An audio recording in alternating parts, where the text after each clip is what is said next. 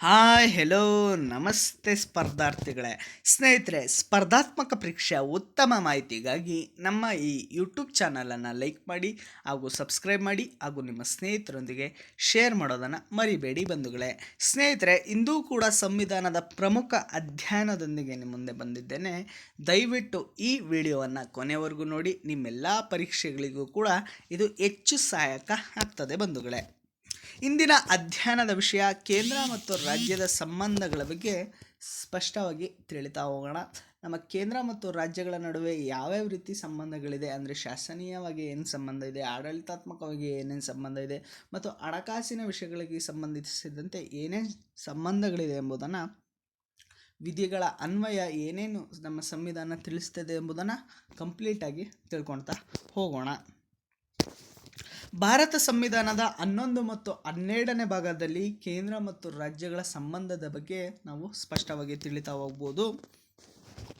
ನಾವು ಕೇಂದ್ರ ಮತ್ತು ರಾಜ್ಯ ಸಂಬಂಧಗಳನ್ನು ಸ್ಪಷ್ಟವಾಗಿ ತಿಳಿಯೋಕ್ಕೋಸ್ಕರ ಅಧ್ಯಯನದ ದೃಷ್ಟಿಗೋಸ್ಕರ 3 ಭಾಗಗಳಾಗಿ ವಿಂಗಡಣೆ ಮಾಡಿಕೊಂಡಿದ್ದೇವೆ. ಅವು ಯಾವುಗಳಂದರೆ ಶಾಸನೀಯ ಸಂಬಂಧಗಳೆಂದು, ಆಡಳಿತಾತ್ಮಕ ಸಂಬಂಧಗಳೆಂದು ಮತ್ತು ಹಣಕಾಸಿನ ಸಂಬಂಧಗಳು ಎಂಬುದಾಗಿ 3 ಭಾಗವಾಗಿ ವಿಂಗಡಿಸಿ ನಾವು ಅಧ್ಯಯನ ಮಾಡೋದಕ್ಕೆ ಇದು ಹೆಚ್ಚು ಅನುಕೂಲ ಆಗ್ತದೆ ಬಂಧುಗಳೇ. ಈಗ ಒಂದೊಂದೇ ಸಂಬಂಧಗಳನ್ನ ಸ್ಪಷ್ಟವಾಗಿ ತಿಳ್ಕೊಳ್ತಾ ಹೋಗೋಣ. ಫಸ್ಟು ಬರೋದೇ ಶಾಸನೀಯ ಸಂಬಂಧಗಳು. ಏನಪ್ಪ ಈ ಶಾಸನೀಯ ಸಂಬಂಧಗಳು?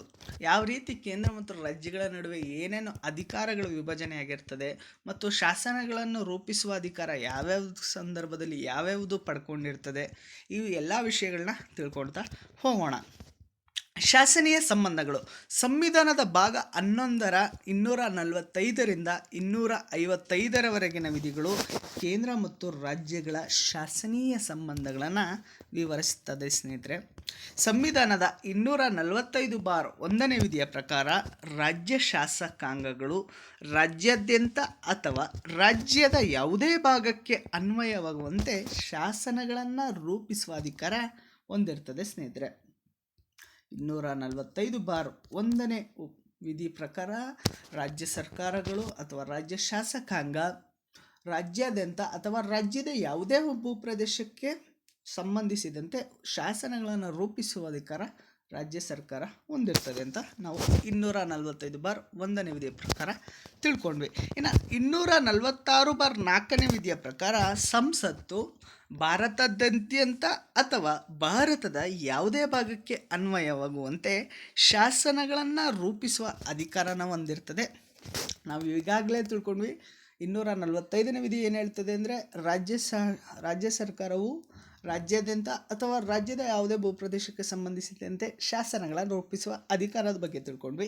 ಇಲ್ಲಿ 246ನೇ ವಿಧಿ ಪ್ರಕಾರ ಏನು ಹೇಳ್ತದೆ ಅಂದರೆ ಸಂಸತ್ತು ಭಾರತದಾದ್ಯಂತ ಅಥವಾ ಭಾರತದ ಯಾವುದೇ ಭಾಗಕ್ಕೆ ಸಂಬಂಧಿಸಿದಂತೆ ಶಾಸನಗಳನ್ನು ರೂಪಿಸುವ ಅಧಿಕಾರ ಹೊಂದಿದೆ ಎಂಬುದನ್ನು ನಾವು ತಿಳ್ಕೊಂಡಿದ್ವಿ. ಸ್ನೇಹಿತರೆ, ಕೇಂದ್ರ ರಾಜ್ಯಗಳ ಶಾಸನಾತ್ಮಕ ಸಂಬಂಧಗಳನ್ನು ಮತ್ತೆ ನಮ್ಮ ಅಧ್ಯಯನದ ದೃಷ್ಟಿಗೋಸ್ಕರ ವಿಂಗಡಿಸಿ ನೋಡ್ತಾ ಹೋಗೋದಾದರೆ ಏನೇನಪ್ಪ ಶಾಸನಾತ್ಮಕ ಸಂಬಂಧಗಳ ವಿಂಗಡಣೆ ಅಂತ ನೋಡೋಣ. ಸ್ನೇಹಿತರೆ, ಒಂದು ಶಾಸನೀಯ ಅಧಿಕಾರಗಳ ವಿಭಜನೆ ಬಗ್ಗೆ ಕಲಿತಾ ಹೋಗ್ಬೋದು. ರಾಜ್ಯ ಪಟ್ಟಿಯಲ್ಲಿರುವ ವಿಷಯಗಳಿಗೆ ಸಂಬಂಧಿಸಿದಂತೆ ಶಾಸನಗಳನ್ನು ರೂಪಿಸುವ ಕೇಂದ್ರದ ಅಧಿಕಾರದ ಬಗ್ಗೆ ತಿಳ್ಕೊಳ್ತಾ ಹೋಗ್ಬೋದು. ರಾಜ್ಯದ ಶಾಸನಗಳ ಮೇಲೆ ಕೇಂದ್ರದ ನಿಯಂತ್ರಣದ ಬಗ್ಗೆ ಕೂಡ ತಿಳ್ಕೊಳ್ತಾ ಹೋಗ್ಬೋದು. ಇಷ್ಟು ವಿಷಯಗಳು ಕೂಡ ಕೇಂದ್ರ ಮತ್ತು ರಾಜ್ಯ ಸರ್ಕಾರಗಳ ನಡುವೆ ಇರುವಂತಹ ಶಾಸನಾತ್ಮಕ ಸಂಬಂಧಗಳು ಅಂತಲೇ ನಾವು ನೋಡ್ತಾ ಹೋಗ್ಬೋದು. ಸ್ನೇಹಿತರೆ, ಶಾಸನೀಯ ಅಧಿಕಾರಗಳ ವಿಭಜನೆ ಬಗ್ಗೆ ಈಗ ತಿಳ್ಕೊಳ್ತಾ ಹೋಗೋಣ. ಏನಪ್ಪ ಶಾಸನಾತ್ಮಕವಾಗಿ ಕೇಂದ್ರ ಮತ್ತು ರಾಜ್ಯಗಳ ನಡುವೆ ಏನೇನು ಅಧಿಕಾರಗಳು ವಿಭಜನೆಯಾಗಿದೆ ಅಂತ ನೋಡೋದಾದರೆ, ಕೇಂದ್ರ ರಾಜ್ಯಗಳ ನಡುವಣ ಶಾಸನೀಯ ಅಧಿಕಾರ ವಿಭಜನೆಯನ್ನು ಸಂವಿಧಾನದ 7ನೇ ಅನುಸೂಚಿಯಲ್ಲಿ ಕಾಣಬಹುದಾಗಿದೆ. 7ನೇ ಅನುಸೂಚಿ ಕೇಂದ್ರ ಮತ್ತು ರಾಜ್ಯಗಳ ನಡುವೆ ಶಾಸನಾತ್ಮಕ ಅಧಿಕಾರ ವಿಭಜನೆಯ ಬಗ್ಗೆ ವಿವರಣೆ ನೀಡುತ್ತದೆ. ಸ್ನೇಹಿತರೆ, ಈ ಅಧಿಕಾರ ವಿಭಜನೆ ಅಂದರೆ ಶಾಸನಾತ್ಮಕ ಅಧಿಕಾರ ವಿಭಜನೆಯನ್ನು ನಾವು ಕೆನಡಾ ಹಾಗೂ ಆಸ್ಟ್ರೇಲಿಯಾ ಅಧಿಕಾರ ವಿಭಜನೆ ಮಾದರಿಯನ್ನೇ ಹೆಚ್ಚಾಗಿ ಹೋಲ್ತದೆ. ಸ್ನೇಹಿತರೆ, ಅಂದರೆ ನಾವು ಕೆನಡಾ ಮತ್ತು ಆಸ್ಟ್ರೇಲಿಯಾ ದೇಶಗಳಿಂದ ಶಾಸನಾತ್ಮಕ ಅಧಿಕಾರ ವಿಭಜನೆಯನ್ನು ಎರವಲು ಪಡ್ಕೊಂಡಿದ್ದೇವೆ. ಕೆನಡಾ ಸಂವಿಧಾನದಿಂದ ರಾಜ್ಯ ಪಟ್ಟಿ ಮತ್ತು ಕೇಂದ್ರ ಪಟ್ಟಿಯ ಬಗ್ಗೆ ಎರವಲು ಪಡ್ಕೊಂಡಿದ್ದೇವೆ. ಆಸ್ಟ್ರೇಲಿಯಾ ಸಂವಿಧಾನದಿಂದ ಸಮವರ್ತಿ ಪಟ್ಟಿಯ ಬಗ್ಗೆ ನಾವು ಎರವಲು ಪಡ್ಕೊಂಡಿದ್ದೇವೆ. ಸ್ನೇಹಿತರೆ, ನಮ್ಮ ಸಂವಿಧಾನವು ಈಗಾಗಲೇ ಇದ್ರ ಬಗ್ಗೆ ತಿಳಿಸಿದ್ದೇನೆ. ಆಸ್ಟ್ರೇಲಿಯಾ ಸಂವಿಧಾನದಂತೆ ಸಮವರ್ತಿ ಪಟ್ಟಿಯನ್ನು ಒಳಗೊಂಡಿರೋದು. ಭಾರತ ಸಂವಿಧಾನದಲ್ಲಿ ಕಂಡುಬರುವ ಶಾಸನೀಯ ಅಧಿಕಾರಗಳ ವಿಭಜನೆಯ ಮಾದರಿಯು 1935ರ ಭಾರತ ಸರ್ಕಾರ ಕಾಯ್ದೆಯನ್ನು ಹೆಚ್ಚಾಗಿ ಹೋಲ್ತದೆ ಸ್ನೇಹಿತರೆ. ಈಗಾಗಲೇ ನಾವು ಇದ್ರ ಬಗ್ಗೆನೂ ಕೂಡ ಸಾಕಷ್ಟು ತಿಳ್ಕೊಂಡಿದ್ದೀವಿ ಇಂದಿನ ವಿಡಿಯೋಗಳಲ್ಲಿ. 1935ರ ಭಾರತ ಸರ್ಕಾರ ಕಾಯ್ದೆ ಅಥವಾ ಸಂವಿಧಾನದ ನೀಲಿ ನಕ್ಷೆ ಎಂದು ಕೂಡ ಈ ಕಾಯ್ದೆಯನ್ನು ಕರೆಯಲಾಗ್ತದೆ. ಈ ಕಾಯ್ದೆ ಒಳಗೊಂಡಿರುವಂತಹ ಹೆಚ್ಚು ವಿಷಯಗಳನ್ನ, ಅದು ಶಾಸನೀಯ ಸಂಬಂಧಕ್ಕೆ ಸಂಬಂಧಿಸಿದ ಹೆಚ್ಚು ವಿಷಯಗಳನ್ನ ಇಲ್ಲೂ ಕೂಡ ನಾವು ಹೆಚ್ಚಾಗಿ ಕಾಣ್ಬೋದು ಸ್ನೇಹಿತರೆ. ಶಾಸನೀಯ ಅಧಿಕಾರಗಳ ವಿಭಜನೆಗೆ ಸಂಬಂಧಿಸಿದಂತೆ ನಮ್ಮ ಸಂವಿಧಾನದಲ್ಲಿ 3 ಪಟ್ಟಿಗಳು ಕಂಡುಬರುತ್ತದೆ. ಅವುಗಳು ಯಾವ್ಯಾವ ಅಂತ ನೋಡೋದಾದರೆ ಕೇಂದ್ರ ಪಟ್ಟಿ, ರಾಜ್ಯ ಪಟ್ಟಿ, ಸಮವರ್ತಿ ಪಟ್ಟಿ. ಈ ಕೇಂದ್ರ ಪಟ್ಟಿ ಮತ್ತು ರಾಜ್ಯ ಪಟ್ಟಿಗಳನ್ನ ಕೆನಡಾ ಸಂವಿಧಾನದಿಂದ ಎರವಲು ಪಡ್ಕೊಂಡಿದ್ದೇವೆ. ಸಮವರ್ತಿ ಪಟ್ಟಿಯನ್ನು ನಾವು ಆಸ್ಟ್ರೇಲಿಯಾ ಸಂವಿಧಾನದಿಂದ ಎರವಲು ಪಡ್ಕೊಂಡಿದ್ದೇವೆ. ಈಗ ಒಂದೊಂದೇ ಪಟ್ಟಿಗಳ ಬಗ್ಗೆ ಸ್ಪಷ್ಟವಾಗಿ ತಿಳಿತಾ ಹೋಗೋಣ. ಏನಪ್ಪ ಕೇಂದ್ರ ಪಟ್ಟಿ ಅಂದರೆ, ಇದು ಎಷ್ಟು ವಿಷಯಗಳು ಒಳಗೊಂಡಿರ್ತದೆ, ಈ ಎಲ್ಲ ವಿಷಯಗಳನ್ನ ಈಗ ತಿಳಿತಾ ಹೋಗೋಣ. ಕೇಂದ್ರ ಪಟ್ಟಿಯು ವಿದೇಶಾಂಗ ವ್ಯವಹಾರ, ರಕ್ಷಣೆ, ಅಂತಾರಾಜ್ಯ ವ್ಯಾಪಾರ, ರೈಲ್ವೆ, ಅಂಚೆ ಮತ್ತು ತಂತಿ, ಆದಾಯ ತೆರಿಗೆ ಮತ್ತು ಹಣಕಾಸು, ಚುನಾವಣೆಗಳು, ನಾಗರಿಕ ವಿಮಾನಯಾನ, ಆಮದು ಮತ್ತು ರಫ್ತು ಮುಂತಾದ ರಾಷ್ಟ್ರೀಯ ಮಹತ್ವ ಪಡೆದ 100 ವಿಷಯಗಳನ್ನ ಒಳಗೊಂಡಿರ್ತದೆ ಸ್ನೇಹಿತರೆ. ರಾಷ್ಟ್ರಕ್ಕೆ ಸಂಬಂಧಿಸಿದಂಥ ವಿಷಯಗಳನ್ನ ಕೇಂದ್ರ ಪಟ್ಟಿಯಲ್ಲಿ ನಾವು ಕಾಣ್ಬೋದು. ಈ ವಿಷಯಗಳಿಗೆ ಸಂಬಂಧಿಸಿದಂತೆ ಶಾಸನಗಳನ್ನು, ಕಾನೂನುಗಳನ್ನು ರೂಪಿಸುವ ಅಧಿಕಾರ ಕೇವಲ ಕೇಂದ್ರ ಸರ್ಕಾರಕ್ಕಿರ್ತದೆ. ಇದು ಕೂಡ ನೀವು ನೆನ್ಪಿಟ್ಕೊಳ್ಳೇಬೇಕು ಸ್ನೇಹಿತರೆ. ಇನ್ನು ರಾಜ್ಯ ಪಟ್ಟಿಯ ಬಗ್ಗೆ ತಿಳಿತಾ ಹೋಗೋಣ. ಈ ರಾಜ್ಯ ಪಟ್ಟಿಯಲ್ಲಿ ಏನೇನು ವಿಷಯಗಳಿರ್ತದೆ ಅಂದರೆ, ರಾಜ್ಯಕ್ಕೆ ಸಂಬಂಧಿಸಿದಂತಹ ಅಥವಾ ಸ್ಥಳೀಯವಾಗಿ ಸಂಬಂಧಿಸಿದಂತಹ ಹೆಚ್ಚು ವಿಷಯಗಳನ್ನ ಈ ರಾಜ್ಯ ಪಟ್ಟಿ ಒಳಗೊಂಡಿರುತ್ತೆ. ಒಟ್ಟು ರಾಜ್ಯ ಪಟ್ಟಿಯಲ್ಲಿ 61 ವಿಷಯಗಳು ಪ್ರಸ್ತುತ ಇರೋದು ಸ್ನೇಹಿತರೆ. ಈ ರಾಜ್ಯ ಪಟ್ಟಿಯಲ್ಲಿರುವ ವಿಷಯಗಳ ಮೇಲೆ ಕಾನೂನು ರೂಪಿಸುವ ಅಧಿಕಾರ ರಾಜ್ಯ ಸರ್ಕಾರಕ್ಕೆ ಇರ್ತದೆ. ಕೆಲವೊಂದು ಸಂದರ್ಭದಲ್ಲಿ ಅಂದರೆ ತುರ್ತು ಪರಿಸ್ಥಿತಿ ಘೋಷಣೆಯಾದ ಸಂದರ್ಭದಲ್ಲಿ ಅಥವಾ ಇನ್ನು ಇತರೆ ಸಂದರ್ಭ ಅಂದರೆ ನಮ್ಮ ರಾಷ್ಟ್ರಪತಿಯವರ ಆಡಳಿತ ಏರಿಕೆ ಆದಾಗ ರಾಜ್ಯಗಳಲ್ಲಿ, ಅಂತಹ ಸಂದರ್ಭದಲ್ಲಿ ರಾಜ್ಯ ಪಟ್ಟಿಯಲ್ಲಿರುವಂತಹ ವಿಷಯಗಳ ಮೇಲೂ ಕೂಡ ಕಾನೂನು ರೂಪಿಸುವ ಅಧಿಕಾರ ಸಂಸತ್ತು ಪಡೆದುಕೊಳ್ತದೆ ಸ್ನೇಹಿತರೆ. ಇನ್ನು ಸಮವರ್ತಿ ಪಟ್ಟಿಯ ಬಗ್ಗೆ ತಿಳ್ಕೊಳ್ತಾ ಹೋಗೋದಾದರೆ, ಈ ಸಮವರ್ತಿ ಪಟ್ಟಿ ಎಂಬುದನ್ನು ನಾವು ಆಸ್ಟ್ರೇಲಿಯಾ ಸರ್ಕಾರದ ಮಾದರಿಯಂತೆ ನಾವು ಅಳವಡಿಸ್ಕೊಂಡಿದ್ದೇವೆ. ಸಮವರ್ತಿ ಪಟ್ಟಿಯಲ್ಲಿ ವಿವಾಹ, ವಿಚ್ಛೇದನ, ಶಿಕ್ಷಣ, ಮುದ್ರಣ, ಮಾಧ್ಯಮ ಮುಂತಾದ 57 ವಿಷಯಗಳನ್ನ ಒಳಗೊಂಡಿರ್ತದೆ. ಈ ವಿಷಯಗಳಿಗೆ ಸಂಬಂಧಿಸಿದಂತೆ ಕಾನೂನು ರೂಪಿಸುವ ಅಧಿಕಾರ ಕೇಂದ್ರ ಮತ್ತು ರಾಜ್ಯ ಸರ್ಕಾರ ಎರಡಕ್ಕೂ ಇರುತ್ತೆ ಸ್ನೇಹಿತರೆ. ಆದರೆ ಹೆಚ್ಚು ಅಂದರೆ 2 ಸರ್ಕಾರಗಳ ನಡುವೆ ಏನಾದರೂ ಗೊಂದಲ ಉದ್ಭವ ಆದರೆ ಅಥವಾ ಸಮಸ್ಯೆ ಉದ್ಭವ ಆದರೆ ಆವಾಗ ರಾಜ್ಯವು ಆ ವಿಷಯಕ್ಕೆ ಸಂಬಂಧಪಟ್ಟ ಕಾಯ್ದೆ ರೂಪಿಸಿದಾಗ, ಕೇಂದ್ರವೂ ಕೂಡ ಅದೇ ವಿಷಯಕ್ಕೆ ಸಂಬಂಧಪಟ್ಟಂಥ ಕಾಯ್ದೆ ರೂಪಿಸಿದಾಗ ಈ 2 ಕಾಯ್ದೆಗಳ ನಡುವೆ ಘರ್ಷಣೆ ಉಂಟಾದರೆ ಆಗ ರಾಜ್ಯ ಸರ್ಕಾರದ ಕಾಯ್ದೆ ರದ್ದಾಗಿ ಕೇಂದ್ರ ಸರ್ಕಾರದ ಕಾಯ್ದೆ ಮೇಲ್ಗೈ ಪಡೀತದೆ ಸ್ನೇಹಿತರೆ. ಇದು ಕೂಡ ನೀವು ನೆನ್ಪಿಟ್ಕೊಳ್ಳಿ. ಅದ್ರ ಬಗ್ಗೆ ನಮ್ಗೆ ತಿಳಿಸೋದೆ 254 2ನೇ ಉಪವಿಧಿ ಸ್ನೇಹಿತರೆ. ಏನು ಇವಾಗ ಹೇಳಿದ್ರೆ ರಾಜ್ಯ ಸರ್ಕಾರದ ಕಾಯ್ದೆ ರದ್ದಾಗ್ತದೆ ಅಂತ, ಅದ್ರ ಬಗ್ಗೆ ತಿಳಿಸೋದು ಸಂವಿಧಾನದ 254 2ನೇ ಉಪವಿಧಿ ಸ್ನೇಹಿತರೆ. ಇನ್ನು ಶೇಷಾಧಿಕಾರಗಳ ಬಗ್ಗೆ ನೋಡ್ತಾ ಹೋಗೋಣ. ಏನಪ್ಪ ಶೇಷಾಧಿಕಾರಗಳಂದರೆ, 3 ಪಟ್ಟಿಗೆ ಸೇರದ ಇರುವ ವಿಷಯಗಳನ್ನ ಶೇಷಾಧಿಕಾರಗಳು ಅಂತ ಕರಿತೇವೆ ಅಥವಾ ಇದನ್ನು ಉಳಿಕೆ ಅಧಿಕಾರಗಳೆಂದು ಕೂಡ ಕರೆಯಲಾಗ್ತದೆ. ಭಾರತ ಸಂವಿಧಾನವು ಶೇಷಾಧಿಕಾರಗಳನ್ನ ಯಾರಿಗೆ ನೀಡಿದೆ ಅಂದರೆ ಕೇಂದ್ರ ಸರ್ಕಾರಕ್ಕೆ ನೀಡಿದೆ. ಇದು ಕೂಡ ಪರೀಕ್ಷೆಗಳಲ್ಲಿ ಕೇಳ್ಬೋದು. ಯಾವ ಸರ್ಕಾರಕ್ಕೆ ಶೇಷಾಧಿಕಾರಗಳನ್ನ ನೀಡಿದೆ ಅಂತ ಕೇಳ್ಬಿಟ್ಟು ಆಪ್ಷನ್ಗಳು ಕೇಂದ್ರ ಸರ್ಕಾರ, ರಾಜ್ಯ ಸರ್ಕಾರ ಅಥವಾ ಸ್ಥಳೀಯ ಸರ್ಕಾರ, ಈ ರೀತಿ ನಿಮಗೆ ಆಪ್ಷನ್ಗಳು ನೀಡಿದಾಗ ನೀವು ಉತ್ತರ ಮಾಡಬೇಕಾಗಿರೋದು ಕೇಂದ್ರ ಸರ್ಕಾರಕ್ಕೆ ಸ್ನೇಹಿತರೆ. ಇದರ ಬಗ್ಗೆ ತಿಳಿಸೋದು 248ನೇ ವಿಧಿ ಸ್ನೇಹಿತರೆ. ಸಂವಿಧಾನದ 248ನೇ ವಿಧಿಯ ಪ್ರಕಾರ ಭಾರತ ಸಂವಿಧಾನವು ಶೇಷಾಧಿಕಾರಗಳನ್ನ ಕೇಂದ್ರ ಸರ್ಕಾರಕ್ಕೆ ನೀಡಿದೆ ಸ್ನೇಹಿತರೆ. ಯಾವುದೇ ಒಂದು ವಿಷಯ ಶೇಷಾಧಿಕಾರದ ವ್ಯಾಪ್ತಿಗೆ ಸೇರಿದೆ ಅಥವಾ ಇಲ್ಲವೇ ಎಂಬುದನ್ನು ನಿರ್ಧರಿಸುವ ಅಧಿಕಾರ ಸರ್ವೋಚ್ಚ ನ್ಯಾಯಾಲಯಕ್ಕೆ ಮಾತ್ರ ಇರ್ತದೆ. ಅಂದರೆ ಈ ವಿಷಯ ಶೇಷಾಧಿಕಾರ ಹೌದೋ ಅಥವಾ ಇಲ್ವೋ ಎಂಬ ವಿಷಯವನ್ನು ಸುಪ್ರೀಂ ಕೋರ್ಟ್ ತಿಳಿಸ್ಬೇಕಾಗತ್ತೆ ಸ್ನೇಹಿತರೆ. ಅದರ ನಿರ್ಧಾರ ಇರೋದು ಅಂದರೆ ಶೇಷಾಧಿಕಾರಗಳ ಬಗ್ಗೆ ನಿರ್ಧಾರ ತೆಗೆದುಕೊಳ್ಳೋದು ಸರ್ವೋಚ್ಚ ನ್ಯಾಯಾಲಯ ಮಾತ್ರ ಸ್ನೇಹಿತರೆ. ರಾಜ್ಯ ಪಟ್ಟಿಯಲ್ಲಿರುವ ವಿಷಯಗಳ ಮೇಲೆ ಶಾಸನ ರೂಪಿಸುವ ಕೇಂದ್ರದ ಅಧಿಕಾರವನ್ನು ಈಗ ತಿಳಿತಾ ಹೋಗೋಣ. ಯಾವ್ಯಾವ ಸಂದರ್ಭದಲ್ಲಿ ಕೇಂದ್ರವು ರಾಜ್ಯ ಸರ್ಕಾರದ ಮೇಲೆ ನಿಯಂತ್ರಣ ಸಾಧಿಸಿ ರಾಜ್ಯ ಪಟ್ಟಿಯಲ್ಲಿರುವಂಥ ವಿಷಯಗಳ ಮೇಲೆ ಶಾಸನಗಳನ್ನ ರೂಪು ಮಾಡ್ತದೆ ಅಂತ ನಾವು ಕಲಿತಾ ಹೋಗೋಣ ಸ್ನೇಹಿತರೆ. ಕೆಲವು ವಿಶೇಷ ಸಂದರ್ಭಗಳಲ್ಲಿ ಸಂಸತ್ತು ರಾಜ್ಯ ಪಟ್ಟಿಯಲ್ಲಿರುವ ವಿಷಯಗಳಿಗೆ ಸಂಬಂಧಿಸಿದಂತೆ ಶಾಸನಗಳನ್ನ ರೂಪು ಮಾಡ್ತದೆ. ಅಂತಹ ವಿಷಯಗಳು ಯಾವ್ಯಾವು ಅಂದರೆ, ರಾಷ್ಟ್ರೀಯ ಹಿತಾಸಕ್ತಿಯ ಮೇರೆಗೆ ಇದ್ರೂ ಕೂಡ ಸಂವಿಧಾನದ 249ನೇ ವಿಧಿ ಇದರ ಬಗ್ಗೆ ತಿಳಿಸ್ತದೆ. ರಾಷ್ಟ್ರದ ಹಿತಾಸಕ್ತಿಗೆ ಅನುಗುಣವಾಗಿ ನಮ್ಮ ಸಂಸತ್ತು ರಾಜ್ಯ ಪಟ್ಟಿಯಲ್ಲಿರುವಂಥ ವಿಷಯಗಳ ಮೇಲೆ ಕಾನೂನು ರೂಪಿಸಬಹುದು ಎಂಬುದಾಗಿ 249ನೇ ವಿಧಿ ಸ್ಪಷ್ಟವಾಗಿ ತಿಳಿಸ್ತದೆ ಸ್ನೇಹಿತರೆ. ಅಂತಹ ಸಂದರ್ಭದಲ್ಲಿ ಏನೇನು ವಿಧಿವಿಧಾನ ಅಳವಡಿಸ್ಕೊಂಡಿರಬೇಕು, ಇನ್ನೂ ಏನೇನು ಈ ರಾಜ್ಯ ಪಟ್ಟಿಯಲ್ಲಿರುವಂಥ ವಿಷಯಗಳ ಮೇಲೆ ರಾಷ್ಟ್ರೀಯ ಹಿತಾಸಕ್ತಿಗೆ ಅನುಗುಣವಾಗಿ ಯಾವ ಸಂದರ್ಭದಲ್ಲಿ ಕಾನೂನುಗಳನ್ನ ರೂಪಿಸಬೇಕು ಎಂಬುದನ್ನು ನೋಡ್ತಾ ಹೋಗೋದಾದರೆ, ಸಂವಿಧಾನದ 249ನೇ ವಿಧಿ ಅನ್ವಯ ರಾಷ್ಟ್ರದ ಹಿತದೃಷ್ಟಿಯಿಂದ ರಾಜ್ಯ ಪಟ್ಟಿಯಲ್ಲಿರುವ ಯಾವುದಾದರೂ ವಿಷಯಕ್ಕೆ ಸಂಬಂಧಿಸಿದಂತೆ ಸಂಸತ್ತು ಶಾಸನ ರೂಪಿಸಬಹುದು ಎಂಬುದಾಗಿ ಸಂವಿಧಾನವು 249ನೇ ವಿಧಿ ತಿಳಿಸ್ತದೆ ಸ್ನೇಹಿತರೆ. ಈ ಸಂದರ್ಭದಲ್ಲಿ ರಾಜ್ಯಸಭೆಯು 3/2 ಸದಸ್ಯರ ಬಹುಮತದಿಂದ ಒಂದು ನಿರ್ಣಯವನ್ನು ಅಂಗೀಕರಿಸಬಹುದು. ಈ ಸಂದರ್ಭದಲ್ಲಿ ಸಂಸತ್ತು ರಾಜ್ಯ ಪಟ್ಟಿಯಲ್ಲಿರುವ ಯಾವುದೇ ವಿಷಯಕ್ಕೆ ಸಂಬಂಧಿಸಿದಂತೆ ಶಾಸನವನ್ನು ರೂಪಿಸ್ಬೋದು ಸ್ನೇಹಿತರೆ. ರಾಜ್ಯ ಪಟ್ಟಿಯಲ್ಲಿರುವ ಯಾವುದೇ ವಿಷಯಕ್ಕೆ ಸಂಬಂಧಿಸಿದಂತೆ ಶಾಸನವನ್ನು ರೂಪಿಸಬೇಕಂದ್ರೆ ರಾಜ್ಯಸಭೆಯಲ್ಲಿ 3/2 ಬಹುಮತ ಪಡ್ಕೊಳ್ಳುವ ಮೂಲಕ ರಾಜ್ಯ ಪಟ್ಟಿಯಲ್ಲಿರುವ ವಿಷಯಗಳಿಗೆ ಶಾಸನಗಳನ್ನು ರೂಪಿಸ್ಬೋದು ಸ್ನೇಹಿತರೆ. ರಾಜ್ಯಸಭೆಯಿಂದ ಅಂಗೀಕರಿಸಲ್ಪಟ್ಟ ನಿರ್ಣಯವು 1 ವರ್ಷದವರೆಗೆ ಮಾತ್ರ ಜಾರಿಯಲ್ಲಿರ್ತದೆ.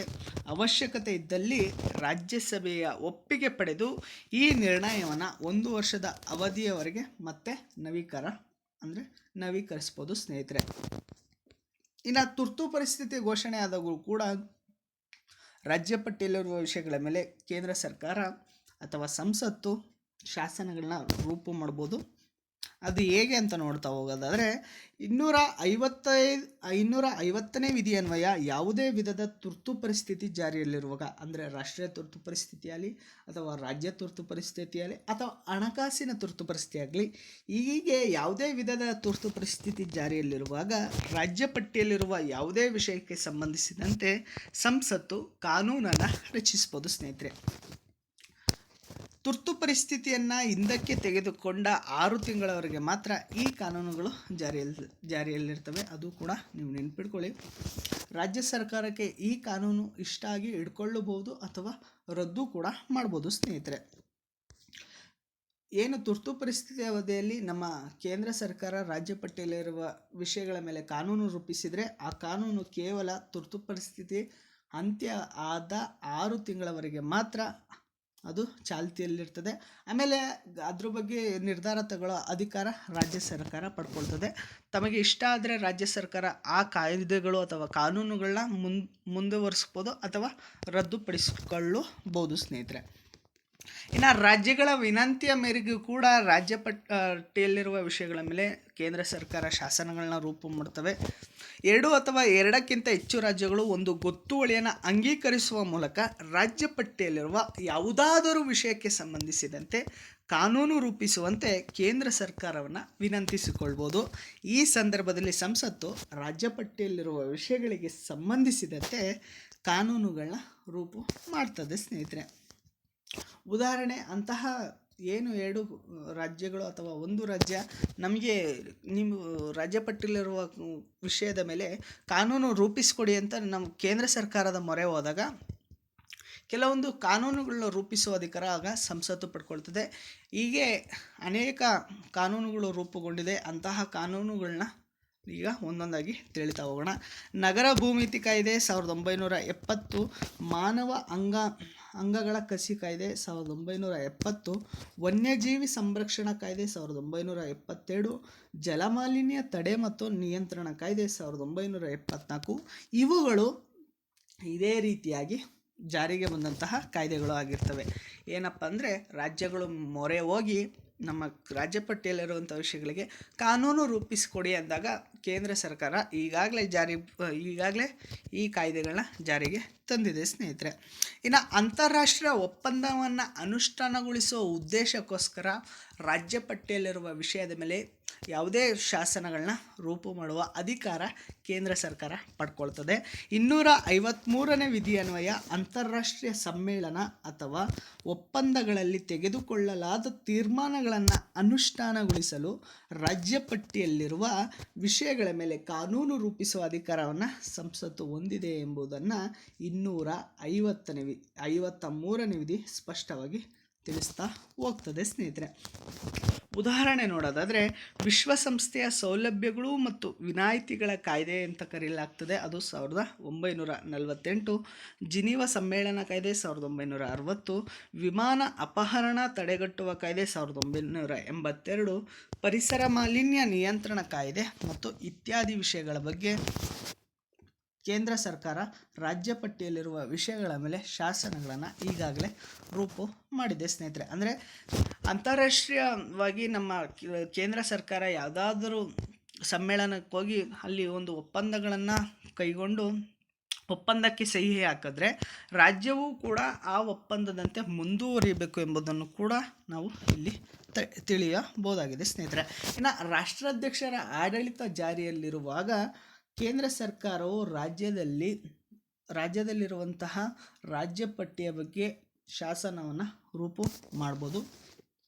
356ನೇ ವಿಧಿಯ ಪ್ರಕಾರ ರಾಷ್ಟ್ರಾಧ್ಯಕ್ಷರ ಆಡಳಿತ ಜಾರಿಯಲ್ಲಿರುವಾಗ ಸಂಸತ್ತು ರಾಜ್ಯ ಪಟ್ಟಿಯಲ್ಲಿರುವ ಯಾವುದೇ ವಿಷಯಕ್ಕೆ ಸಂಬಂಧಿಸಿದಂತೆ ಕಾನೂನು ರೂಪಿಸುವ ಅಧಿಕಾರವನ್ನು ಹೊಂದಿರ್ತದೆ. ಈ ಕಾನೂನುಗಳು ರಾಷ್ಟ್ರಾಧ್ಯಕ್ಷರ ಆಡಳಿತ ಜಾರಿಯಲ್ಲಿರುವ ರಾಜ್ಯಗಳಿಗೆ ಮಾತ್ರ ಅನ್ವಯವಾಗ್ತದೆ. ಇಂತಹ ಕಾನೂನುಗಳು ರಾಷ್ಟ್ರಾಧ್ಯಕ್ಷರ ಆಡಳಿತ ಅಂತ್ಯಗೊಂಡ ನಂತರವೂ ಕೂಡ ಅಸ್ತಿತ್ವದಲ್ಲಿರ್ತವೆ. ಈ ರೀತಿ ಕಾನೂನುಗಳನ್ನು ರದ್ದುಪಡಿಸುವ, ಮಾರ್ಪಾಡು ಮಾಡುವ ಅಥವಾ ಮತ್ತೊಮ್ಮೆ ಪಾಸು ಮಾಡುವ ಅಧಿಕಾರ ರಾಜ್ಯ ಶಾಸಕಾಂಗಗಳಿಗೆ ಇರ್ತದೆ ಸ್ನೇಹಿತರೆ. ಅಂದರೆ ರಾಜ್ಯ ಪಟ್ಟಿಯಲ್ಲಿರುವ ವಿಷಯಗಳ ಮೇಲೆ ಕೇಂದ್ರ ಸರ್ಕಾರ ತುರ್ತು ಪರಿಸ್ಥಿತಿಯ ಸಂದರ್ಭದಲ್ಲಿ ರಾಜ್ಯ ಪಟ್ಟಿಯಲ್ಲಿರುವಂಥ ವಿಷಯಗಳ ಮೇಲೆ ಆಡಳಿತ ಅಥವಾ ಶಾಸನಗಳನ್ನ ರೂಪು ಮಾಡಿದ್ರೆ ಅಂತಹ ಕಾನೂನುಗಳು ತುರ್ತು ಪರಿಸ್ಥಿತಿ ಮುಗಿದ ನಂತರವೂ ಕೂಡ ಮುಂದುವರಿಬೇಕಂದ್ರೆ ಅಲ್ಲಿನ ರಾಜ್ಯ ಸರ್ಕಾರಗಳು ಒಂದು ಗೊತ್ತುವಳಿಯನ್ನು ಅಂಗೀಕರಿಸೋದ್ರ ಮೂಲಕ ಅಂತಹ ಕಾನೂನುಗಳನ್ನ ಮುಂದುವರಿಸ್ಬೋದು ಅಥವಾ ತಮಗೆ ಇಷ್ಟ ಇಲ್ಲ ಅಂದರೆ ಅಂತಹ ಕಾನೂನುಗಳನ್ನ ರದ್ದುಪಡಿಸಿಕೊಳ್ಳಬಹುದು ಸ್ನೇಹಿತರೆ. ರಾಜ್ಯ ಶಾಸನಗಳ ಮೇಲೆ ಕೇಂದ್ರ ಸರ್ಕಾರ ಏನೇನು ನಿಯಂತ್ರಣ ಹೊಂದಿರ್ತದೆ ಅಂತ ನೋಡ್ತಾ ಹೋಗೋದಾದರೆ ಸಂವಿಧಾನದ 200ನೇ ವಿಧಿಯ ಪ್ರಕಾರ ರಾಜ್ಯ ಶಾಸಕಾಂಗದಿಂದ ಅನುಮೋದಿಸಲ್ಪಟ್ಟ ಯಾವುದೇ ಮಸೂದೆಯನ್ನು ರಾಜ್ಯಪಾಲರು ರಾಷ್ಟ್ರಾಧ್ಯಕ್ಷರ ಒಪ್ಪಿಗೆಗೆ ಕಾಯ್ದಿರಿಸ್ಬೋದು ಸ್ನೇಹಿತರೆ. ಸಂವಿಧಾನದ 200ನೇ ವಿಧಿಯ ಪ್ರಕಾರ ರಾಜ್ಯ ಶಾಸಕಾಂಗದಿಂದ ಅನುಮೋದಿಸಲ್ಪಟ್ಟ ಯಾವುದೇ ಮಸೂದೆಯನ್ನು ರಾಜ್ಯಪಾಲರು ರಾಷ್ಟ್ರಾಧ್ಯಕ್ಷರ ಒಪ್ಪಿಗೆಗೆ ಕಾಯ್ದಿರಿಸ್ಬೋದು. ಅಂದರೆ ವಿಧಾನಸಭೆ ಮತ್ತು ವಿಧಾನ ಪರಿಷತ್ತುಗಳಲ್ಲಿ ಪಾಸಾದ ಶಾಸನಗಳು ಎಲ್ಲಿಗೆ ಹೋಗ್ತದೆ ಅಂದರೆ ಫಸ್ಟು ರಾಜ್ಯಪಾಲರ ಬಳಿ ಹೋಗ್ತದೆ. ರಾಜ್ಯಪಾಲರು ಅಲ್ಲಿ ಅಂಕಿತ ನೀಡಿದಾಗ ಮಾತ್ರ ಅದು ಮಸೂದೆ ಆಗ್ತದೆ. ಆದರೆ ರಾಜ್ಯಪಾಲರು ಕೂಡ ಕೆಲವೊಂದು ಸಂದರ್ಭಗಳಲ್ಲಿ ಅದನ್ನು ರಾಷ್ಟ್ರಪತಿಯವರಿಗೆ ಕಾಯ್ದಿರಿಸಲಾಗ್ತದೆ. ರಾಷ್ಟ್ರಪತಿಯವರಿಗೂ ಆಗ ಅದರ ಬಗ್ಗೆ ಅಧಿಕಾರ ಹೊಂದಿರ್ತಾರೆ. ರಾಷ್ಟ್ರಾಧ್ಯಕ್ಷರು ಏನಾದರೂ ಅಂಕಿತ ನೀಡಿದ್ರೆ ಮಾತ್ರ ಅದು ಮಸೂದೆ ಇದ್ದಿದ್ದು ಕಾಯ್ದೆ ಆಗೋದು ಸ್ನೇಹಿತರೆ. ಅದ್ರ ಬಗ್ಗೆ ತಿಳಿಸೋದು 200ನೇ ವಿಧಿ. ಇದು ಕೂಡ ನೀವು ನೆನ್ಪಿಟ್ಕೊಳ್ಳಿ. ರಾಷ್ಟ್ರಾಧ್ಯಕ್ಷರು ಅಂತಹ ಮಸೂದೆಗೆ ತಮ್ಮ ಒಪ್ಪಿಗೆಯನ್ನು ನೀಡಬಹುದು ಅಥವಾ ನಿರಾಕರಿಸಲೂಬಹುದು ಸ್ನೇಹಿತರೆ, ಅಥವಾ ಮರುಪರಿಶೀಲನೆಗೂ ಸಂಬಂಧಪಟ್ಟ ರಾಜ್ಯ ಶಾಸಕಾಂಗಗಳಿಗೆ ವಾಪಸ್ಸು ಕಳಿಸ್ಬೋದು. ರಾಜ್ಯ ಶಾಸಕಾಂಗಗಳು 6 ತಿಂಗಳೊಳಗೆ ಈ ಮಸೂದೆಯನ್ನು ಮರುಪರಿಶೀಲಿಸಿ ರಾಷ್ಟ್ರಪತಿಯ ಅಂಗೀಕಾರಕ್ಕೆ ಮತ್ತೊಮ್ಮೆ ಕಳಿಸಬೇಕು. ಈಗ ರಾಷ್ಟ್ರಪತಿಯವರಿಂದ ತಿರಸ್ಕಾರಗೊಂಡಂತಹ ಮಸೂದೆಗಳು ಅಥವಾ ಪುನರ್ ಪರಿಶೀಲನೆಗೆ ಕಳಿಸಿದಂಥ ಮಸೂದೆಗಳನ್ನ ಪುನಃ ನಮ್ಮ ರಾಜ್ಯ ಶಾಸಕಾಂಗಗಳು 6 ತಿಂಗಳೊಳಗೆ ಮತ್ತೊಮ್ಮೆ ರಾಷ್ಟ್ರಪತಿಯವರಿಗೆ ಕಳಿಸ್ಬೇಕಾಗ್ತದೆ. ಆ ಸಂದರ್ಭದಲ್ಲಿ ರಾಷ್ಟ್ರಾಧ್ಯಕ್ಷರು ಮತ್ತೆ ಒಪ್ಪಿಗೆಯನ್ನು ನೀಡ್ಬೋದು ಅಥವಾ ನೀಡದೇ ಕೂಡ ಇರ್ಬೋದು. ಹೀಗೆ ಏನು ನಮ್ಮ ರಾಷ್ಟ್ರಾಧ್ಯಕ್ಷರು ಒಪ್ಪಿಗೆ ನೀಡಿದ್ರೆ ಮಾತ್ರ ಅದು ಮಸೂದೆ ಇದ್ದಿದ್ದು ಕಾಯ್ದೆ ಆಗ್ತದೆ. ಅವರೇನಾದರೂ ಒಪ್ಪಿಗೆ ನೀಡದೆ ಆದರೂ ಅದು ಕೇವಲ ಮಸೂದೆಯಾಗಿ ತಿರಸ್ಕಾರಗೊಳ್ತದೆ ಸ್ನೇಹಿತರೆ. ರಾಜ್ಯ ಶಾಸಕಾಂಗಗಳು ಅಂಗೀಕರಿಸಿದ ಕೆಲವು ಮಸೂದೆಗಳನ್ನು ಅನೂರ್ಜಿತಗೊಳಿಸುವ ವೇಟೋ ಅಧಿಕಾರ ರಾಷ್ಟ್ರಾಧ್ಯಕ್ಷರಿಗೆ ಇರೋದನ್ನು ನಾವು ಈಗಾಗಲೇ ತಿಳ್ಕೊಂಡಿದ್ವಿ ಸ್ನೇಹಿತರೆ. ಇದರ ಬಗ್ಗೆ ಒಂದು ಟೀಕೆ ಇದೆ. ಇದು ಅಧಿಕಾರದ ವಿಭಜನೆ ತತ್ವದ ಸ್ಪಷ್ಟ ಉಲ್ಲಂಘನೆಯಾಗಿದೆ ಎಂಬುದಾಗಿ ಗ್ರಾನ್ವಿಲ್ ಅಸ್ಟಿನ್ ಅವರು ಸ್ಪಷ್ಟವಾಗಿ ತಿಳಿಸಿದ್ದಾರೆ ಸ್ನೇಹಿತರೆ.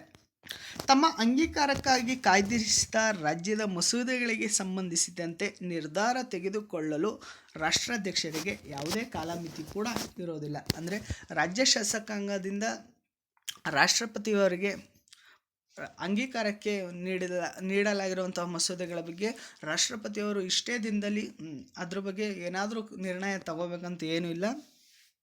ಅವರು ಯಾವಾಗ ಬೇಕಾದರೂ, ಅಂದರೆ ಅದಕ್ಕೆ ಕಾಲಮಿತಿ ಇಲ್ಲ, ಅವ್ರಿಗೆ ಇಚ್ಛಾನುಸಾರ ಆ ಮಸೂದೆಯ ಬಗ್ಗೆ ನಿರ್ಧಾರ ತೆಗೆದುಕೊಳ್ಳುವ ಅಧಿಕಾರ ಹೊಂದಿರ್ತದೆ. ಇದನ್ನೇ ನಾವು ಪ್ಯಾಕೆಟ್ ವೀಟೋ ಎಂದು ಕೂಡ ಕರಿತೀವಿ ಸ್ನೇಹಿತರೆ. ಅದ್ರ ಬಗ್ಗೆ ಇನ್ನೂ ಹೆಚ್ಚಿನ ವಿಷಯಗಳನ್ನ ರಾಷ್ಟ್ರಪತಿಯವರ ಅಧ್ಯಯನದಲ್ಲೇ ನಾವು ತಿಳ್ಕೊತಾ ಹೋಗೋಣ ಸ್ನೇಹಿತರೆ. ಇನ್ನು ಆಡಳಿತಾತ್ಮಕ ಸಂಬಂಧಗಳು, ರಾಜ್ಯ ಮತ್ತು ಕೇಂದ್ರದ ನಡುವೆ ಏನೇನು ಆಡಳಿತಾತ್ಮಕ ಸಂಬಂಧಗಳು ಇದೆ ಅಂತ ಇನ್ನೂ ಹೆಚ್ಚು ಈಗ ತಿಳಿಯುತ್ತಾ ಹೋಗೋಣ ಸ್ನೇಹಿತರೆ. ಸಂವಿಧಾನದ 11ನೇ ಭಾಗದಲ್ಲಿರುವ 256ರಿಂದ 263ರವರೆಗಿನ ವಿಧಿಗಳು ಹಾಗೂ ಇತರ ಕೆಲವು ವಿಧಿಗಳು ಕೇಂದ್ರ ಹಾಗೂ ರಾಜ್ಯಗಳ ನಡುವಣ ಆಡಳಿತಾತ್ಮಕ ಸಂಬಂಧಗಳನ್ನ ವಿವರಣೆ ನೀಡ್ತಾ ಹೋಗ್ತದೆ. ಅವುಗಳನ್ನ ಈಗ ಒಂದೊಂದಾಗಿ ತಿಳಿತಾ ಹೋಗೋಣ. 250ನೇ ವಿಧಿಯು ಪ್ರತಿಯೊಂದು ರಾಜ್ಯವು ಸಂಸತ್ತಿನ ಕಾನೂನುಗಳಿಗನುಗುಣವಾಗಿಯೇ ತನ್ನ ಕಾರ್ಯಾಂಗಾಧಿಕಾರವನ್ನು ಚಲಾಯಿಸಬೇಕು ಎಂಬುದನ್ನು ತಿಳಿಸ್ತದೆ ಸ್ನೇಹಿತರೆ. 256ನೇ ವಿಧಿಯು ಪ್ರತಿಯೊಂದು ರಾಜ್ಯವು ಸಂಸತ್ತಿನ ಕಾನೂನಿಗೆ ಅನುಗುಣವಾಗಿಯೇ ತನ್ನ ಕಾರ್ಯಾಂಗಾಧಿಕಾರವನ್ನು ಚಲಾಯಿಸಬೇಕು. 257ನೇ ವಿಧಿಯ ಪ್ರಕಾರ ರಾಜ್ಯ ಸರ್ಕಾರವು ಕೇಂದ್ರ ಕಾರ್ಯಾಂಗಕ್ಕೆ ಅಡಚಣೆ ಉಂಟು ಮಾಡದಂತೆ ತನ್ನ ಅಧಿಕಾರವನ್ನು ಚಲಾಯಿಸಬೇಕು. ಈ ವಿಷಯಕ್ಕೆ ಸಂಬಂಧಿಸಿದಂತೆ ಕೇಂದ್ರ ಸರ್ಕಾರವು ರಾಜ್ಯ ಸರ್ಕಾರಗಳಿಗೆ ನಿರ್ದೇಶನ ನೀಡ್ಬೋದು. ಕೇಂದ್ರದ ನಿರ್ದೇಶನವನ್ನು ಪಾಲಿಸದ ರಾಜ್ಯ ಸರ್ಕಾರವನ್ನು ವಜಾ ಕೂಡ ಮಾಡ್ಬೋದು ಸ್ನೇಹಿತರೆ. ವಜಾ ಮಾಡಿ ಅಲ್ಲಿ ರಾಷ್ಟ್ರಾಧ್ಯಕ್ಷರ ಆಡಳಿತವನ್ನು ಕೂಡ ಘೋಷಣೆ ಮಾಡ್ಬೋದು. ಏನು ಕೇಂದ್ರದ ನಿರ್ದೇಶನಗಳನ್ನು ಪರಿಪಾಲಿಸ್ತಿದ್ದ ಸರ್ಕಾರಗಳನ್ನ, ರಾಜ್ಯ ಸರ್ಕಾರಗಳನ್ನ ಅಮಾನತು ಮಾಡಿ ಅಲ್ಲಿ ರಾಷ್ಟ್ರಾಧ್ಯಕ್ಷರ ಆಡಳಿತವನ್ನು ಘೋಷಣೆ ಮಾಡ್ಬೋದು. ಇನ್ನು 258ನೇ ವಿಧಿ ಏನು ಹೇಳ್ತದೆ ಅಂದರೆ, ರಾಷ್ಟ್ರಾಧ್ಯಕ್ಷರು ರಾಜ್ಯದ ಒಪ್ಪಿಗೆ ಪಡೆದು ಕೇಂದ್ರ ಸರ್ಕಾರದ ಕಾರ್ಯಾಂಗಕ್ಕೆ ಸಂಬಂಧಿಸಿದ ಕರ್ತವ್ಯಗಳನ್ನು ರಾಜ್ಯ ಸರ್ಕಾರಕ್ಕೆ ವಹಿಸ್ಬೋದು ಸ್ನೇಹಿತರೆ. ಏನಪ್ಪ ಅಂದರೆ, ರಾಷ್ಟ್ರಾಧ್ಯಕ್ಷರ ರಾಜ್ಯದ ಒಪ್ಪಿಗೆ ಪಡ್ಕೊಂಡು ಕೇಂದ್ರ ಸರ್ಕಾರದ ಕಾರ್ಯಾಂಗಕ್ಕೆ ಸಂಬಂಧಿಸಿದ ಕರ್ತವ್ಯಗಳನ್ನ ರಾಜ್ಯ ಸರ್ಕಾರಕ್ಕೆ ಒಪ್ಪಿಸ್ಬೋದು.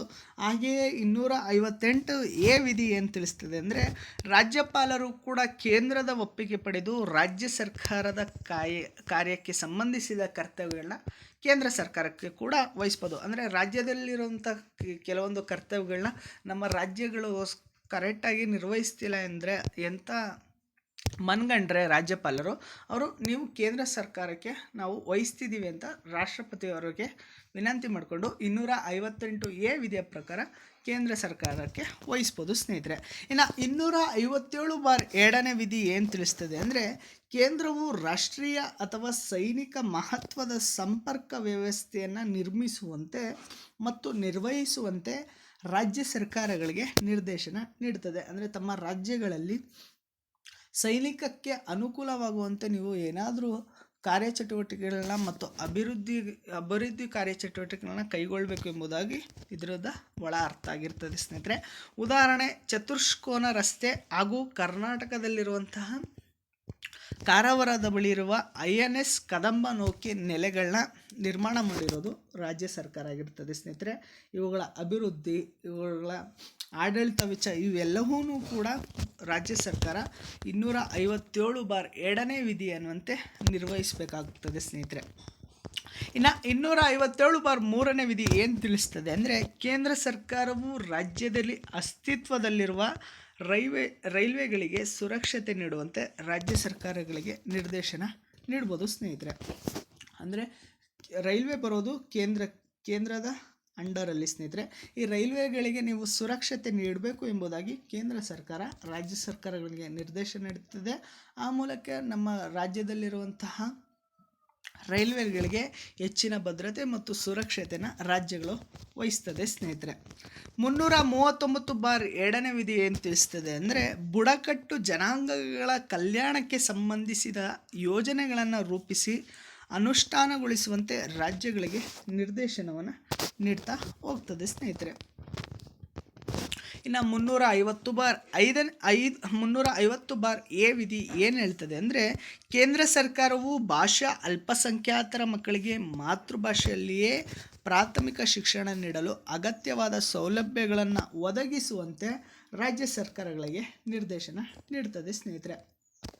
350/5ನೇ ವಿಧಿಯ ಪ್ರಕಾರ ಕೇಂದ್ರ ಏನು ಹೇಳ್ತದೆ ಅಂದರೆ ರಾಜ್ಯಕ್ಕೆ ಅಲ್ಲಿನ ಭಾಷಾ ಅಲ್ಪಸಂಖ್ಯಾತರಿಗೆ ಮಾತೃಭಾಷೆಯಲ್ಲಿ ಅವರಿಗೆ ಶಿಕ್ಷಣ ನೀಡಿ ಅಂತ ನಿರ್ದೇಶನ ನೀಡ್ತಾ ಹೋಗ್ತದೆ. ಇನ್ನು 351ನೇ ವಿಧಿಯ ಪ್ರಕಾರ ಹಿಂದಿ ಭಾಷೆಯ ಅಭಿವೃದ್ಧಿಗೆ ನೀವು ಅಗತ್ಯವಾದ ಕ್ರಮಗಳನ್ನ ತೆಗೆದುಕೊಳ್ಬೇಕು ಎಂಬುದಾಗಿ ರಾಜ್ಯ ಸರ್ಕಾರಕ್ಕೆ ನಿರ್ದೇಶನವನ್ನು ನೀಡ್ತದೆ. 351 ಹಿಂದಿ ಭಾಷೆಯ ಅಭಿವೃದ್ಧಿಗೆ ನೀವು ಶ್ರಮಿಸಬೇಕು ಎಂಬುದಾಗಿ ರಾಜ್ಯಗಳಿಗೆ ನಿರ್ದೇಶನ ನೀಡ್ತದೆ. ಇನ್ನು 355ನೇ ವಿಧಿ ಏನು ಹೇಳ್ತದೆ ಅಂದರೆ ಸಂವಿಧಾನದ ನಿಯಮಗಳಿಗನುಗುಣವಾಗಿ ಆಡಳಿತ ನಡೆಸುವಂತೆ ಕೇಂದ್ರವು ರಾಜ್ಯ ಸರ್ಕಾರಗಳಿಗೆ ನಿರ್ದೇಶನ ನೀಡ್ಬೋದು. ಸಂವಿಧಾನ ಏನೇನು ಹೇಳಿದೆ ಆ ರೀತಿಯಾಗಿ ನೀವು ಆಡಳಿತ ನಡೆಸಬೇಕು. ನೀವು ಎಲ್ಲೇ ಮೀರಿ ವರ್ತಿಸಬಾರ್ದು. ನಿಮ್ಗೆ ಯಾವುದೇ ರೀತಿಯ ಸುಪ್ರೀಂ ಅಧಿಕಾರಗಳು ನೀಡಲಾಗಿಲ್ಲ. ನೀವು ಸಂವಿಧಾನ ಏನು ಹೇಳಿದೆ ಆ ಕೆಲಸಗಳನ್ನೇ ಮಾತ್ರ ನೀವು ಮಾಡಬೇಕು ಎಂಬುದಾಗಿ 355ನೇ ವಿಧಿಯನ್ವಯ ಕೇಂದ್ರ ಸರ್ಕಾರ ರಾಜ್ಯಗಳಿಗೆ ನಿರ್ದೇಶನ ನೀಡ್ಬೋದಾಗಿದೆ ಸ್ನೇಹಿತರೆ. ಕೇಂದ್ರದ ನಿರ್ದೇಶನಗಳನ್ನು ಉಲ್ಲಂಘಿಸುವ ಅಥವಾ ಸಂವಿಧಾನಕ್ಕನುಗುಣವಾಗಿ ಆಡಳಿತ ನಡೆಸದಿರುವ ರಾಜ್ಯಗಳಲ್ಲಿ ಕೇಂದ್ರ ಸರ್ಕಾರವು ರಾಷ್ಟ್ರಾಧ್ಯಕ್ಷರ ಆಡಳಿತವನ್ನು ಜಾರಿಗೊಳಿಸ್ಬೋದು. ಅದು 356ನೇ ವಿಧಿ ಸ್ನೇಹಿತರೆ. IAS, IPS, IFS ಈ ಅಖಿಲ ಭಾರತ ಸೇವೆಗಳಿಗೆ ಅಭ್ಯರ್ಥಿಯನ್ನು ನೇಮಕ ಮಾಡುವ ಹಾಗೂ ಹೊಸ ಅಖಿಲ ಭಾರತ ಸೇವೆಗಳನ್ನು ಸೃಷ್ಟಿಸುವ ಅಧಿಕಾರ ಇರೋದು ಕೇವಲ ಸಂಸತ್ತಿಗೆ ಮಾತ್ರ ಸ್ನೇಹಿತರೆ. ಅಲ್ಲದೆ ಈ ಸೇವೆಗಳ ಸದಸ್ಯರ ತರಬೇತಿ, ವೇತನ, ನಿಯಮಗಳನ್ನು ಕೇಂದ್ರ ಸರ್ಕಾರವೇ ನಿರ್ಧರಿಸುತ್ತದೆ. ಇವ್ರಿಗೆ ತರಬೇತಿ ಎಲ್ಲಿ ನೀಡಬೇಕು ಮತ್ತು ಅವ್ರಿಗೆ ವೇತನ ಎಷ್ಟೆಷ್ಟು ಭತ್ಯೆಗಳು ಎಷ್ಟೆಷ್ಟು ಎಂಬುದನ್ನು ಫಿಕ್ಸ್ ಮಾಡೋದು ಕೇಂದ್ರ ಸರ್ಕಾರ ಆಗಿರ್ತದೆ. ಈ ಅಧಿಕಾರಿಗಳ ವಿರುದ್ಧ ಶಿಸ್ತು ಕ್ರಮವನ್ನು ಜರುಗಿಸೋದು ಯಾರು ಅಂದರೆ ಕೇಂದ್ರ ಮಾತ್ರ ಸ್ನೇಹಿತರೆ. ಅಂದರೆ ಈ ಅಧಿಕಾರಿಗಳು ಏನಾದರೂ ಉಲ್ಲಂಘನೆ ಮಾಡಿದರೆ ಅವರ ವಿರುದ್ಧ ರಾಜ್ಯ ಸರ್ಕಾರ ಯಾವುದೇ ರೀತಿಯ ಶಿಸ್ತು ಕ್ರಮವನ್ನು ತೆಗೆದುಕೊಳ್ಳೋಕ್ಕೆ ಬರೋದಿಲ್ಲ.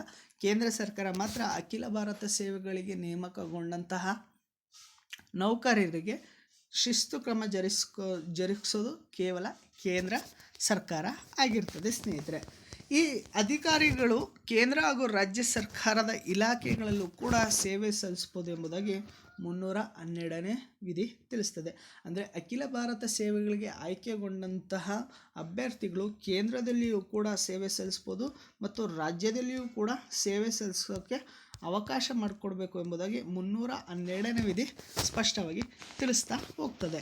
263ನೇ ವಿಧಿ ಏನು ಹೇಳ್ತದೆ ಅಂದರೆ ರಾಷ್ಟ್ರಾಧ್ಯಕ್ಷರು ರಾಜ್ಯಗಳ ನಡುವೆ ಸಮನ್ವಯ ಉಂಟು ಮಾಡಲು ಅಂತಾರಾಜ್ಯ ಮಂಡಳಿಯನ್ನು ರಚನೆ ಮಾಡ್ಬೋದು ಸ್ನೇಹಿತರೆ.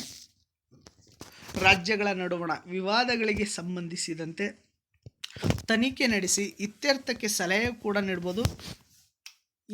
ಇದು ಮಂಡಳಿಯ ಪ್ರಮುಖ ಕಾರ್ಯ ಆಗಿರ್ತದೆ. ಅಂದರೆ 263ನೇ ವಿಧಿಯನ್ವಯ ರಾಷ್ಟ್ರಾಧ್ಯಕ್ಷರು ರಾಜ್ಯಗಳ ಒಳತಿಗಾಗಿ ಅಂತಾರಾಜ್ಯ ಮಂಡಳಿಯನ್ನು ರಚನೆ ಮಾಡ್ಬೋದು ಎಂಬುದಾಗಿ ನಾವು ತಿಳಿತಾ ಹೋಗ್ಬೋದು. ಇನ್ನು 307ನೇ ವಿಧಿ ಏನು ಹೇಳ್ತದೆ ಅಂದರೆ ವ್ಯಾಪಾರ ವಾಣಿಜ್ಯಗಳ ಬಗೆಗೆ ಸಂವಿಧಾನದಲ್ಲಿ ತಿಳಿಸಲಾಗಿರುವ ನಿಯಮಗಳನ್ನು ರಾಷ್ಟ್ರಾದ್ಯಂತ ಅನುಷ್ಠಾನಕ್ಕೆ ತರಲು ಸಂಸತ್ತು ಅಮೇರಿಕ ಸಂಯುಕ್ತ ಸಂಸ್ಥಾನದ ಅಂತಾರಾಜ್ಯ ವಾಣಿಜ್ಯ ಆಯೋಗದ ಮಾದರಿಯಲ್ಲಿ ಒಂದು ಪ್ರಾಧಿಕಾರವನ್ನು ರಚನೆ ಮಾಡೋದಕ್ಕೆ ಅಧಿಕಾರ ಹೊಂದಿರ್ತದೆ ಸ್ನೇಹಿತರೆ.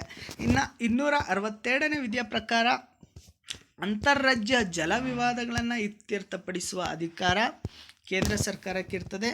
ಅಂದರೆ ಇವರು ಅಂತಾರಾಜ್ಯ ಜಲಮಂಡಳಿಯನ್ನು ಕೂಡ ಸ್ಥಾಪನೆ ಮಾಡ್ಬೋದು ಸ್ನೇಹಿತರೆ. ಈಗಾಗಲೇ 1956ರಲ್ಲಿ ಅಂತಾರಾಜ್ಯ ಜಲ ವಿವಾದ ಕಾಯ್ದೆ ರೂಪು ಮಾಡಿ ಅಂತಾರಾಜ್ಯ ಜಲಮಂಡಳಿಯನ್ನು ಕೂಡ ರಚನೆ ಮಾಡಲಾಗಿದೆ ಸ್ನೇಹಿತರೆ. 355ನೇ ವಿಧಿಯ ಪ್ರಕಾರ ಬಾಹ್ಯ ಆಕ್ರಮಣ ಮತ್ತು ಆಂತರಿಕ ಗಲಭೆಗಳಿಂದ ರಾಜ್ಯಗಳನ್ನು ರಕ್ಷಿಸುವ ಅಧಿಕಾರ ಕೇಂದ್ರ ಸರ್ಕಾರಕ್ಕಿರುತ್ತದೆ. ಇದೇ ವಿಧಿ ಏನು ತಿಳಿಸ್ತದೆ ಅಂದರೆ, ರಾಜ್ಯಗಳು ಸಂವಿಧಾನಕ್ಕೆ ಅನುಗುಣವಾಗಿ ಆಡಳಿತ ನಡೆಸುವಂತೆ ನೋಡಿಕೊಳ್ಳುವ ಅಧಿಕಾರವು ಕೂಡ ಕೇಂದ್ರ ಸರ್ಕಾರಕ್ಕೆ ನೀಡುತ್ತದೆ. ಏನಾದರೂ ಸಂವಿಧಾನದ ಅನುಗುಣವಾಗಿ ರಾಜ್ಯ ಸರ್ಕಾರಗಳ ಆಡಳಿತ ನಡೆಸದೇ ಹೋದರೆ ಆಗ ಕೇಂದ್ರ ಸರ್ಕಾರ ರಾಷ್ಟ್ರಾಧ್ಯಕ್ಷರ ಆಡಳಿತವನ್ನು ಘೋಷಣೆ ಮಾಡ್ತದೆ ಸ್ನೇಹಿತರೆ. ರಾಷ್ಟ್ರೀಯ ತುರ್ತು ಪರಿಸ್ಥಿತಿ ಜಾರಿಯಲ್ಲಿರುವಾಗ ಕೇಂದ್ರ ಸರ್ಕಾರವು ಆಡಳಿತ ನಿರ್ವಹಣೆಗೆ ಸಂಬಂಧಿಸಿದಂತೆ ರಾಜ್ಯಗಳಿಗೆ ಯಾವುದೇ ರೀತಿಯ ನಿರ್ದೇಶನಗಳನ್ನ ನೀಡ್ಬೋದು. ಈ ಸಂದರ್ಭದಲ್ಲಿ ಕೇಂದ್ರ ಸರ್ಕಾರ ಏನೇನು ನಿರ್ದೇಶನ ನೀಡಿರುತ್ತೋ ಅದನ್ನು ಚಾಚೂ ತಪ್ಪದೆ ನಮ್ಮ ರಾಜ್ಯ ಸರ್ಕಾರಗಳು ಪಾಲನೆ ಮಾಡಬೇಕಾಗ್ತದೆ ಸ್ನೇಹಿತರೆ. ರಾಜ್ಯಪಾಲರುಗಳನ್ನು ನೇಮಿಸುವ, ವರ್ಗಾಯಿಸುವ ಹಾಗೂ ಅಧಿಕಾರದಿಂದ ವಜಾ ಮಾಡುವ ಅಧಿಕಾರ ಇರೋದು ಕೇವಲ ರಾಷ್ಟ್ರಾಧ್ಯಕ್ಷರಿಗೆ. ರಾಜ್ಯಪಾಲರು ಕೇಂದ್ರ ಸರ್ಕಾರದ ಪ್ರತಿನಿಧಿಯಾಗಿ ರಾಜ್ಯಗಳಲ್ಲಿ ಕಾರ್ಯನಿರ್ವಹಿಸ್ತಾರೆ. ಇವರು ರಾಜ್ಯಾಡಳಿತಕ್ಕೆ ಸಂಬಂಧಿಸಿದಂತೆ ರಾಷ್ಟ್ರಾಧ್ಯಕ್ಷರಿಗೆ ಕಾಲಕಾಲಕ್ಕೆ ವರದಿಗಳನ್ನು ಕೂಡ ಕಳಿಸ್ತಾ ಇರ್ತಾರೆ ಸ್ನೇಹಿತರೆ. ರಾಜ್ಯ ಲೋಕಸೇವಾ ಆಯೋಗದ ಅಧ್ಯಕ್ಷರು ಹಾಗೂ ಸದಸ್ಯರನ್ನು ಪದಚ್ಯುತಿಗೊಳಿಸುವ ಅಧಿಕಾರ ಕೇಂದ್ರ ಸರ್ಕಾರ ಹೊಂದಿರ್ತದೆ. ಅಂದರೆ ರಾಜ್ಯ ಲೋಕಸೇವಾ ಅಂದರೆ ಉದಾಹರಣೆ ನಮ್ಮ KPSC ಥರ KPSCನ ನೀವು ತಿಳ್ಕೊಂಡ್ರೆ, ಈ KPSC ಆಯೋಗದ ಸದಸ್ಯರು ಮತ್ತು ಅಧ್ಯಕ್ಷರನ್ನು ಪದಚ್ಯುತಿಗೊಳಿಸುವ ಅಧಿಕಾರ ಕೇಂದ್ರ ಸರ್ಕಾರವು ಕೂಡ ಹೊಂದಿರ್ತದೆ. ಕೇಂದ್ರ ಸರ್ಕಾರವು ಜಂಟಿ ಲೋಕಸೇವಾ ಆಯೋಗ ಅಂದರೆ ಎರಡೂ ರಾಜ್ಯಗಳಿಗೆ ಸಂಬಂಧಿಸಿದಂತಹ ಲೋಕಸೇವಾ ಆಯೋಗಗಳ ಅಧ್ಯಕ್ಷರು ಮತ್ತು ಸದಸ್ಯರನ್ನು ನೇಮಕ ಮಾಡ್ತಾರೆ ಮತ್ತು ಅವರನ್ನ ಪದಚ್ಯುತಿಗೊಳಿಸುವಂತಹ ಅಧಿಕಾರವನ್ನು ಕೂಡ ಕೇಂದ್ರ ಸರ್ಕಾರ ಹೊಂದಿರ್ತದೆ ಸ್ನೇಹಿತರೆ. ಕೇಂದ್ರವು ರಾಜ್ಯಪಾಲರ ವಿನಂತಿಯ ಮೇರೆಗೆ ರಾಜ್ಯ ನಾಗರಿಕ ಸೇವೆಗಳ ನೇಮಕಾತಿ ಹಾಗೂ ಇತರ ಅಗತ್ಯಗಳನ್ನು ಕೂಡ ಪೂರೈಕೆ ಮಾಡ್ತದೆ. ಅಂದರೆ ರಾಜ್ಯ ಸರ್ಕಾರಗಳು ನಾವು ಕೂಡ ನಾಗರಿಕ ಸೇವೆಗಳ ನೇಮಕಾತಿಗೆ ನಿಮ್ಮಿಂದ ನಮಗೆ ಎಲ್ಪ್ ಬೇಕಾಗ್ತದೆ. ಅಂದರೆ ನೀವು ಪರೀಕ್ಷೆಗಳನ್ನು ನಡೆಸಬೇಕಾದ್ರೆ ಅಂದರೆ ರಾಜ್ಯಗಳು ಕೆಲವೊಂದು ಪರೀಕ್ಷೆಗಳನ್ನ ರಾಜ್ಯ ಸರ್ಕಾರ ನೌಕರರಿಗೆ ನಡೆಸ್ತದೆ. ನೌಕರಿಗೆ ತಗೋಬೇಕಂದ್ರೆ ರಾಜ್ಯ ಸರ್ಕಾರಗಳು ಕೆಲವೊಂದು ಪರೀಕ್ಷೆಗಳನ್ನ ನಡೆಸ್ತದೆ. ಈ ಸಂದರ್ಭದಲ್ಲಿ ರಾಜ್ಯ ಸರ್ಕಾರಗಳು ಕೇಂದ್ರದಿಂದ ಸಹಾಯ ಕೇಳ್ಬೋದು ಸ್ನೇಹಿತರೆ. ಕೇಂದ್ರ ಸರ್ಕಾರವು ರಾಜ್ಯಗಳ ಉಚ್ಚ ನ್ಯಾಯಾಲಯಗಳ ನ್ಯಾಯಾಧೀಶರನ್ನು ನೇಮಕ ಮಾಡುವ, ವರ್ಗಾಯಿಸುವ, ಪದಚ್ಯುತಿಗೊಳಿಸುವ ಅಧಿಕಾರ ಹೊಂದಿರ್ತದೆ. 2 ಅಥವಾ 2ಕ್ಕಿಂತ ಹೆಚ್ಚು ರಾಜ್ಯಗಳಿಗೆ ಒಂದೇ ಉಚ್ಚ ನ್ಯಾಯಾಲಯವನ್ನು ರಚಿಸುವ ಅಧಿಕಾರ ಕೇಂದ್ರ ಸರ್ಕಾರ ಹೊಂದಿರ್ತದೆ. ಉದಾಹರಣೆ ಮಹಾರಾಷ್ಟ್ರ ಹಾಗೂ ಗೋವಾ, ಪಂಜಾಬ್ ಮತ್ತು ಹರಿಯಾಣ, ಕೇರಳ ಮತ್ತು ಲಕ್ಷದ್ವೀಪ ಈ ರಾಜ್ಯಗಳೆಲ್ಲವೂ ಕೂಡ 2 ರಾಜ್ಯಗಳಿಗೆ ಒಂದೇ ನ್ಯಾಯಾಲಯ ಇರೋದು. ಅಂದರೆ ಮಹಾರಾಷ್ಟ್ರ ಹಾಗೂ ಗೋವಾಕ್ಕೆ ಒಂದು ನ್ಯಾಯಾಲಯ ಇದೆ, ಪಂಜಾಬ್ ಮತ್ತು ಹರಿಯಾಣಕ್ಕೆ ಒಂದು ಉಚ್ಚ ನ್ಯಾಯಾಲಯ ಇದೆ, ಕೇರಳ ಮತ್ತು ಲಕ್ಷದ್ವೀಪಕ್ಕೆ ಕೂಡ ಒಂದು ಉಚ್ಚ ನ್ಯಾಯಾಲಯ ಇದೆ ಸ್ನೇಹಿತರೆ. ರಾಜ್ಯದೊಳಗೆ ಕಾನೂನು ಮತ್ತು ಸುವ್ಯವಸ್ಥೆಯನ್ನು ಪಾಲಿಸುವುದು ರಾಜ್ಯ ಸರ್ಕಾರದ ಜವಾಬ್ದಾರಿಯಾಗಿರುತ್ತದೆ. ಆದರೂ ಕೂಡ ಕೆಲವು ಸಂದರ್ಭಗಳಲ್ಲಿ ಕೇಂದ್ರ ಸರ್ಕಾರವು ಕೇಂದ್ರ ಮೀಸಲು ಪಡೆ ಮತ್ತು ಗಡಿ ಭದ್ರತಾ ಪಡೆಗಳನ್ನು BSF ಮತ್ತು CRPF ಇಂತಹ ಮೀಸಲು ಪಡೆಗಳನ್ನ ರಾಜ್ಯಗಳಿಗೆ ಕಳಿಸಿ ರಾಜ್ಯದ ಆಸ್ತಿಯನ್ನು ಉದ್ವಿಗ್ನ ಸಂದರ್ಭಗಳಲ್ಲಿ ರಕ್ಷಣೆ ಮಾಡೋಕ್ಕೋಸ್ಕರ ಇಂತಹ ಮೀಸಲು ಪಡೆಗಳನ್ನ ರಾಜ್ಯಗಳಿಗೆ ಕಳಿಸ್ಕೊಡ್ತದೆ ಸ್ನೇಹಿತರೆ. ಇಷ್ಟು ನಾವು ಈಗಾಗಲೇ ತಿಳ್ಕೊಂಡಂತಹ ಶಾಸನಾತ್ಮಕ ಸಂಬಂಧಗಳು ಮತ್ತು ಆಡಳಿತಾತ್ಮಕ ಸಂಬಂಧಗಳ ಬಗ್ಗೆ ನಮ್ಮ ಕೇಂದ್ರ ಮತ್ತು ರಾಜ್ಯಗಳ ನಡುವೆ ಇರುವಂತಹ ಏನೇನು ಸಂಬಂಧಗಳ ಬಗ್ಗೆ ತಿಳಿತಾ ಹೋಗಿದ್ವಿ. ಇನ್ನು ಮುಂದಿನ ವಿಡಿಯೋದಲ್ಲಿ ಹಣಕಾಸಿನ ಸಂಬಂಧಗಳು ಕೇಂದ್ರ ಮತ್ತು ರಾಜ್ಯಗಳ ನಡುವೆ ಏನೇನಿದೆ ಎಂಬುದನ್ನು ತಿಳ್ಕೊಳ್ತಾ ಹೋಗೋಣ. ದಯವಿಟ್ಟು ಈ ವಿಡಿಯೋನ ನಿಮ್ಮ ಫ್ರೆಂಡ್ಸ್ನೊಂದಿಗೆ ಶೇರ್ ಮಾಡೋದನ್ನು ಮರಿಬೇಡಿ ಸ್ನೇಹಿತರೆ. ಧನ್ಯವಾದಗಳು.